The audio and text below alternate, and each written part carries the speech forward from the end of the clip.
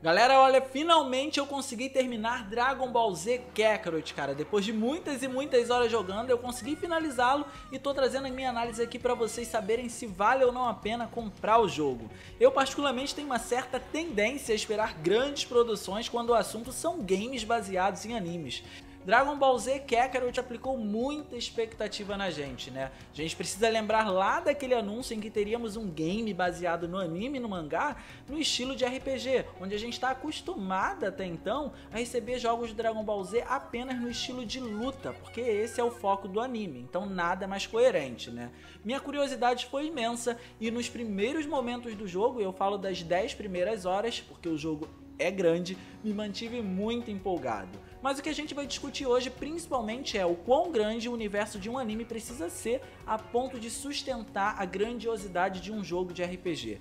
Então antes da gente continuar, não se esqueça de deixar o seu gostei nesse vídeo porque isso ajuda pra caramba e só traz sentimentos bons. E também não se esqueça de se inscrever nesse canal ativando o sininho para não perder absolutamente nada, beleza? Tendo tudo isso dito, vamos pro vídeo. E galera, vamos às curiosidades mais básicas que eu imagino que muita gente tenha. Arcos do jogo. Como o nome do jogo já sugere, Dragon Ball Z Kakarot é o jogo que usa do universo da saga Z. Então nós vamos acompanhar toda a história que envolve esse arco, beleza? Ou seja, da chegada dos Saiyajins até Majin Buu.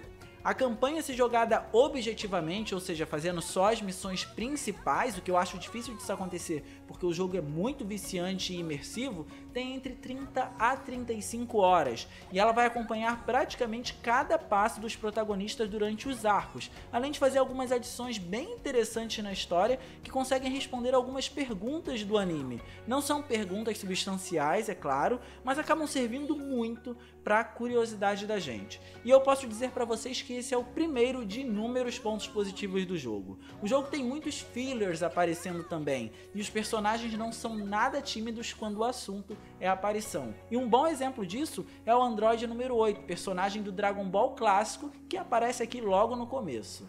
No meio tempo entre os arcos, ou seja, quando você termina, por exemplo, a saga Frieza e vai para a saga Cell, é interessante aproveitar para poder sair e explorar o mapa, para poder evoluir o seu personagem. Como todo bom RPG, o jogo tem um sistema de evolução que funciona de duas maneiras bem básicas e servem bastante para poder introduzir os novatos ao universo dos jogos de RPG. É bem simples, você adquire algumas esferas conforme vai explorando o mapa e isso é um dos fatores que mais tornam o jogo viciante. Essas esferas elas servem basicamente para você comprar as suas habilidades e são de diversas cores. Cada habilidade vai exigir uma certa quantidade de determinada cor, mas é importante salientar que a aquisição dessas habilidades também é completamente dependente do seu progresso na história. Então funciona basicamente assim: você começou o jogo agora, você não consegue comprar um Kaioken, por exemplo, porque cronologicamente falando, o Goku não conseguiu usar o Kaioken, entendeu? Já o level do seu personagem, ele aumenta à medida que você adquire os pontos de experiência e à medida que você progride na história também, de acordo com os eventos que vão acontecendo, é claro. Ou então você também consegue subir de level fazendo missões secundárias ao redor do mundo, porque você consegue adquirir os famigerados e os famosos pontos de experiência. E não podemos esquecer, é claro, que outro método de fazer isso é realizando as batalhas ao redor do mundo livre para poder explorar, porque à medida que você vai explorando, você vai encontrando inimigos e você pode realizar as batalhas a hora que você quiser, sem o menor problema. São inimigos bem fáceis na grande maioria das vezes e dá para você conseguir uma boa pontuação de experiência se você se focar só nisso. Já um outro campo de melhorias, que aí eu já considero uma subdivisão, não é nem o campo principal para você poder melhorar, são as comunidades. Cada comunidade te oferece vantagens em determinada coisa, como por exemplo conseguir pontos de experiência com mais facilidade e em maior quantidade. Cada uma das comunidades possui um líder e você vai atribuindo personagens a elas, que tem uma tendência a melhorá-las, é claro. E é tudo muito simples e dinâmico, desde visualizar qual nível da sua relação com um determinado personagem até inseri-lo dentro de uma comunidade. Todo esse sistema quase que simbiótico com o jogador faz a gente automaticamente criar um certo apego com os personagens. Isso é muito legal. E no fim, é muito fácil ter exatamente todos os mesmos sentimentos que se tinha quando a gente assistia o anime há anos atrás, quando a gente era pequeno. Ou então, se você está assistindo agora, os mesmos sentimentos que você você tem quando você assiste, beleza? A história ela é muito bem representada, muitas animações ficaram idênticas ao que a gente viu no anime, e como a ligação com os personagens já é bem construída, a narrativa feita para todos os eventos e para todo o desenvolvimento dos protagonistas também é muito bem feita, o que acaba funcionando muito como fanservice aqui também. As cenas e os diálogos são emocionantes e eles estão aqui marcando presença sem sombra de dúvidas, seguindo o mesmo estilo do anime, e vocês podem ficar despreocupados quanto a isso. A gente praticamente está jogando o anime, tá? Mas olha, mais importante do que tudo isso é o que a gente mais faz durante todo o nosso tempo enquanto a gente está jogando. E eu tô falando basicamente de um fator importantíssimo, da exploração.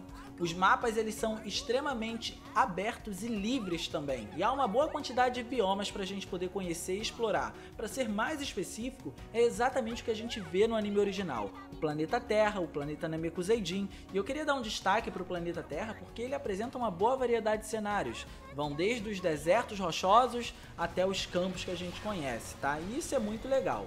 O que realmente me impressionou nesse ponto foi a capacidade que eles tiveram de detalhar tudo isso. Quando você está se locomovendo pelo cenário voando, a imensidão dos cenários apresentada é incrível. E à medida que você vai descendo para a terra firme, você consegue reparar em como as coisas foram feitas a dedo, cara. É realmente muito impressionante o nível de detalhamento que eles deram. Há pessoas andando, procurando por algo, animais característicos do anime, e assim sucessivamente. Tem até alguns locais secretos pra gente poder explorar, bem típico de RPG, né? E com a coleta de todas as esferas, isso acaba se tornando uma experiência muito viciante. Quando você está explorando e você se decide a pegar todas essas esferas, é como se você estivesse, por exemplo, jogando um Sonic em 3D, só que no universo de Dragon Ball, porque a jogabilidade ela é muito dinâmica e flui muito bem nesse ponto. E por fim, a gente chega no que todo mundo quer saber, né? Os combates. E essa, pra mim, infelizmente, é a única parte preguiçosa do jogo. E eu digo infelizmente porque eu acho que pesou bastante, porque Dragon Ball é luta, né? Eu admito que o sistema de RPG do jogo ele é bem simples, mas ele é super funcional e se adequa, né, ao público que ele se destina, vamos combinar. Não precisamos de um RPG na escala do The Witcher aqui. Então isso foi proposital, mas os combates, meus amigos, eles são repetitivos e chatos, principalmente se depender da quantidade de vezes que você está fazendo eles. Se você se focar em destruir os inimigos que estão ao redor dos cenários para poder pegar pontos de experiência, você vai ver que você não vai fazer muita coisa de diferente no meio da luta, né? Então isso deixou muito a desejar, infelizmente. Uma coisa que eu acho que salva são as batalhas contra os chefes, porque elas acabam possuindo alguns Quick Time Events ou então algumas animações para poder quebrar o ritmo de repetição, além de serem mais grandiosas quando comparadas às batalhas normais. Mas se você for do tipo que fica toda hora enfrentando os inimigos aleatórios, olha, o negócio é repetitivo demais. Nos combates você basicamente tem um botão para cada tipo de ação, então elas são recuperar o seu Ki, golpes com o Ki, ataque corpo a corpo, defesa, as transformações, chamar ajuda caso aconteça, né? Porque tem alguns momentos do jogo que para poder recriar os eventos do anime você vai contar com ajuda, e por fim os ataques especiais.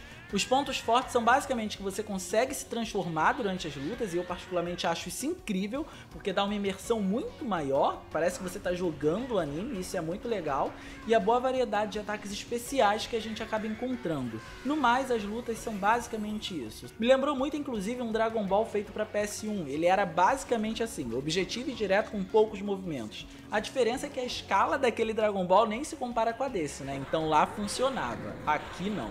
Os combos eles são quase inexistentes e você tem que ser muito criativo para poder elaborar alguma coisa diferente. O mano a mano tá longe de ter sido valorizado aqui. Infelizmente, né, meus amigos? Infelizmente.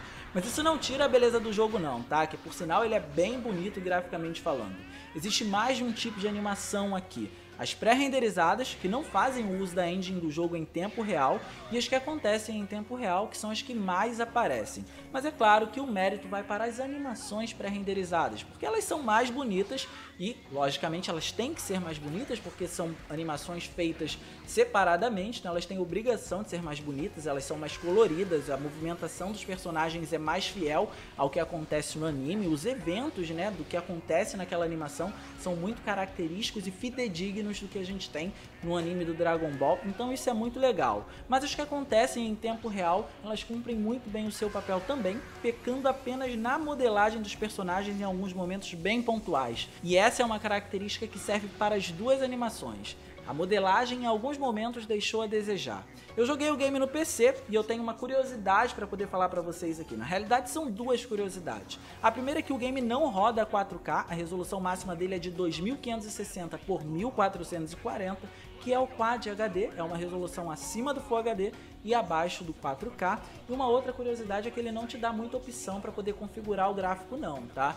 Então, assim, é um jogo que é leve, mas eu acho que ele poderia te dar mais opções para você mexer aí no seu gráfico se você não tiver um PC adequado para poder jogar, né? Enfim, o som eu acho que é um dos pontos mais fortes do jogo, porque, meus amigos, é uma das partes que eu mais gosto. Olha, há uma mistura de músicas feitas pro jogo e as músicas clássicas do anime, que ajudam muito a gente a imergir na história e se sentindo vivenciando tudo aquilo. E a forma como tudo isso é misturado é fenomenal. Se durante os combates a imersão não é muito grande, nas animações acompanhadas de toda essa incrível sonoplastia, não tenho a menor dúvida disso, porque o som dos movimentos é muito bom, a dublagem ela tá muito boa, e eu já queria aproveitar para poder falar disso, porque a dublagem ela é apenas em japonês ou então em inglês, e aí você pode selecionar lá a legenda em inglês, português, no idioma que você quiser, né? Mas funcionalmente a dublagem é japonês ou então inglês. Eu falo funcionalmente porque daqui a pouco vem um molde aí e coloca as dublagens em português, e isso daí vocês podem ter certeza que vai acontecer.